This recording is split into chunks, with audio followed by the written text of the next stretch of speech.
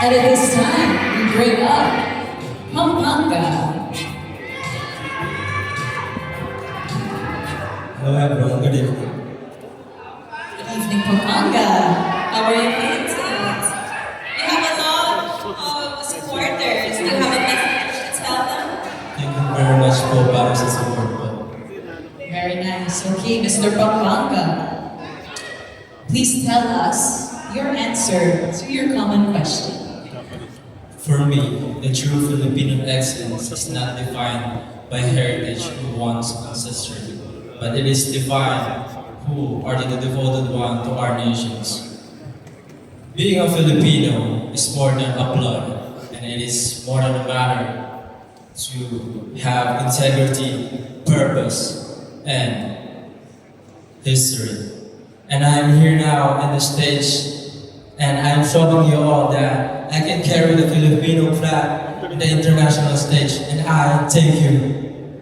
Thank you so much, Mr. Pampanga. Okay, we now bring up Santa Mesa, Manila. Santa Mesa, Manila. Santa Mesa, Manila, please tell us how are you feeling tonight? Sobrang kinakabahan po. Okay lang yan, hinga na. Ayun, very good. Sa pagkahinga, okay. Yeah, the honesty, of course. Ano ba? What is your answer to the question? True Filipino excellence is not all about the for the biological heritage or bloodline. It's deserve siya ng bawat isang Pilipino na lumabot for international. Kasi lahat naman tayo is meron tayong genuine heart, dedication, and purpose dedication. Ayun ako. Maraming salamat po, Santa Mesa, Manila. And up next week, Manila City. Since we're halfway through our candidates, I want to remind our judges and the audience of the question, if that's okay. Yes.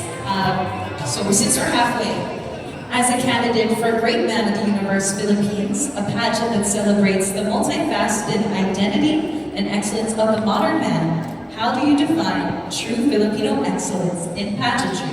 Does it lie in the percentages of one's biological heritage, or does it belong to anyone who possesses the heart, purpose, and dedication to carry the Philippine flag?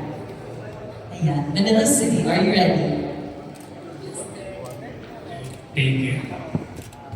As a full-blooded Filipino who once represented our country, competing on international stage and actually won, I do believe that regardless whether you are fully-blooded or mixed Filipino, doesn't matter as long as you have the will, passion, and determination. So, representing our country, being a qualified Filipino, we must put some respect within our cultural and also have some pride, embracing our identity and showing to the world. Thank you so much. Well said, Manila City. Up next we have Davao City. I've actually been to Davao before. I had the honor, and it is a beautiful city, I have to say. Yes, if you were to take us to one place in Davao, what would be that place?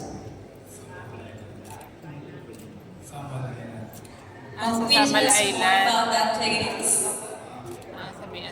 The place. Will you tell us more about that place? 1 hour boat away from Davao City.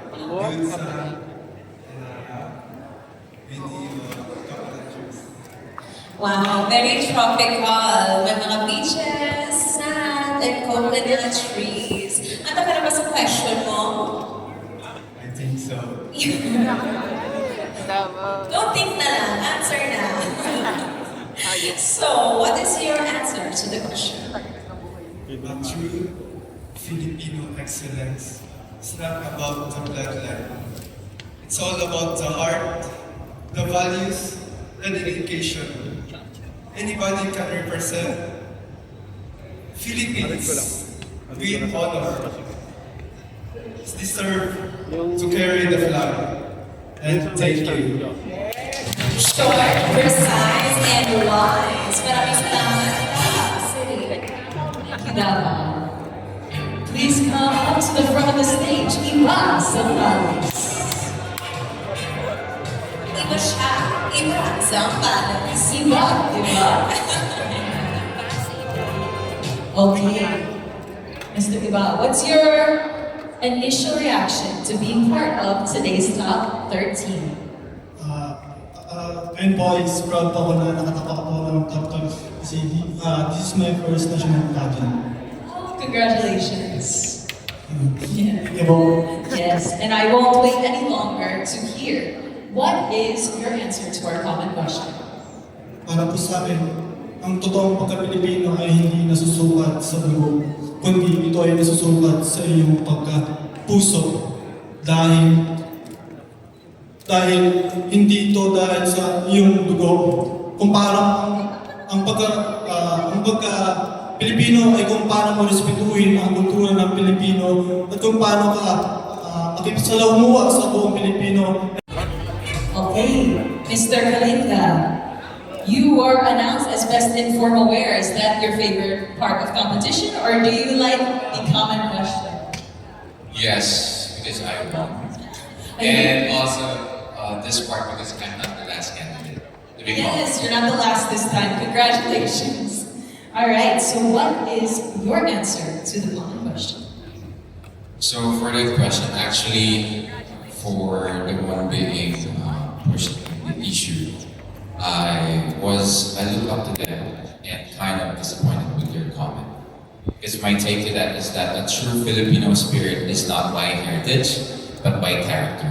And anyone who represents the Philippines with pride, courage, and passion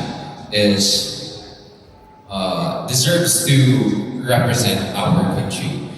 Being a Filipino is not by your blood veins. It's about your heart and your love for your country.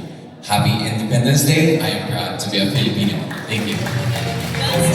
Our last two candidates. Please come to the front. Negros Oriental. I heard a lot of people shouting Negros Oriental. How does it feel like knowing that a lot of people who gets comments that I am a happy, that comment I only take it as a compliment. And it did not even put me into an advantage. I work hard for everything and put my heart into it. And I am not here because of myself only. I am here because of the people who truly believed in me. And I would like to thank them because I would not be here because of you. And I'm not just fighting here for myself anymore. I am fighting so that I can raise you as well. Thank you. Maraming salamat.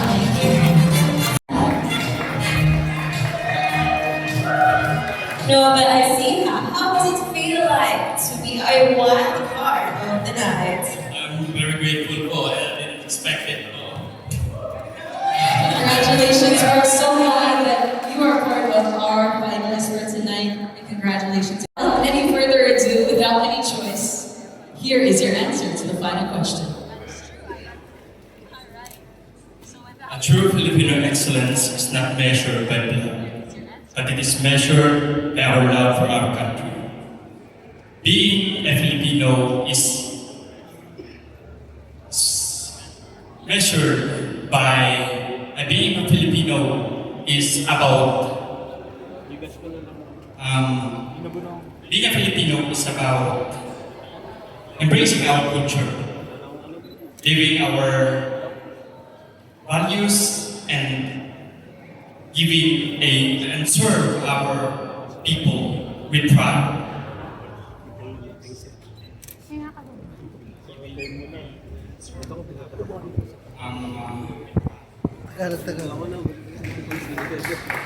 Go Nueva Ecija!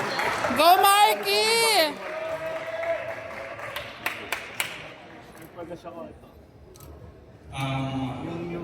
Let us not just celebrate our Independence Day, but also be responsible, bring change and be responsible and give a purpose-driven and to become a purpose-driven Filipinos. Thank you. Thank